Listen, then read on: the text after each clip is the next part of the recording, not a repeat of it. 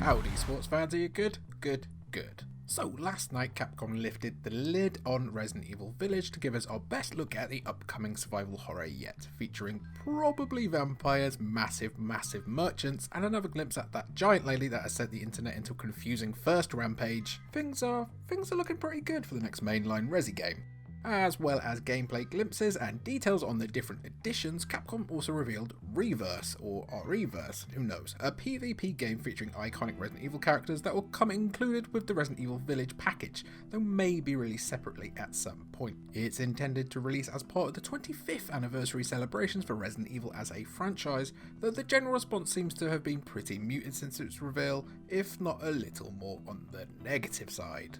While the ability to play as Resi's best characters against other series stalwarts is certainly an interesting concept, along with the chance to respawn as a villain, Reverse doesn't really look up to par from the gameplay footage we've seen so far, though that might be down to the trailer itself, a bonkers blitz of floaty gameplay and strange transitions backed up by dubstep or something, alright, based on its likes to dislikes ratio on YouTube, which is 5.4 thousand dislikes to 3.9 thousand likes at this time of recording. It's not what Resi fans are after. But this maybe shouldn't be a surprise to Capcom, who've been trying to make Resident Evil PvP happen for a few years now, with absolutely no luck at all. First came Umbrella Corps in 2016, which didn't even have the Resident Evil name attached, almost completely forgotten about in 2021. I mean, have you heard about it at all in the last few years? No, neither have I. Umbrella Corps was highly controversial among fans at the time for being nothing like a Resident Evil game and being more akin to a straight action game like Call of Duty. It was also, and I say this with the strongest of convictions, utterly naff.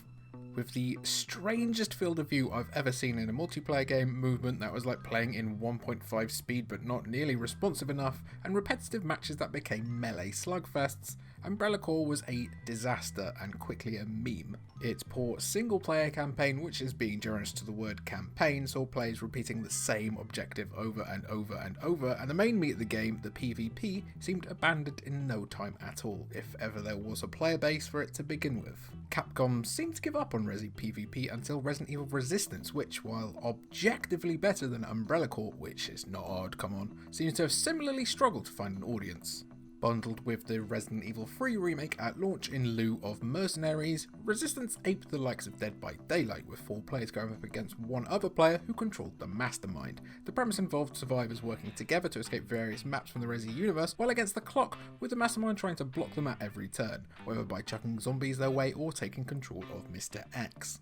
While definitely a pretty novel and fascinating idea, Resistance's many technical issues at launch, microtransactions, and the fact that it wasn't Mercenaries turned a lot of fans away from day one. With less than 1,000 people playing Resident Evil 3 on Steam at this time of writing, it doesn't look like Capcom's ambitious attempt to get people invested in the game through asymmetric PvP has worked. That brings us to Reverse, which unfortunately looks like repeating a lot of the same mistakes. Early impressions haven't been great, but it would still suffer from one thing no matter what. It's not the Mercenaries or Outbreak follow-up that the fans actually want. The trouble with Capcom constantly hedging bets on PvP experiences within the Resident Evil universe is that Resi has never really had the slickest action or the best online infrastructure for it to really make sense. Resident Evil is all about the balmy storylines, ridiculous puzzles, and cheek-clenching tension, not Leon absolutely braining Claire for points on a board.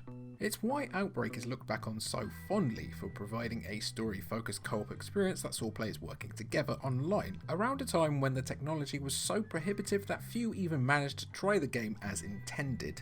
With the technology now readily available for pretty much everyone to play together online, it's baffling that Capcom don't have any interest in making an Outbreak 3 or even just a remake, especially as that little co-op game called Monster Hunter World has comfortably outsold every other Capcom release to date.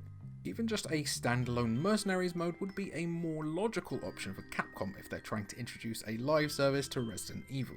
It could have an item shop for cosmetic purchases like skins and that, map DLC, new characters, seasons, all that service stuff that they all bloody love. Being able to play a Resident Evil version of World War Z or Call of Duty Zombies seems like it would absolutely print money, especially with so many fans clamouring for it. Resident Evil has been a bit of a subversive franchise in recent times, whether that's changing things to first person for Resi 7 or remixing the second and third games for their remakes. There's nothing wrong with being a little bit obvious sometimes though, and giving fans what they actually want.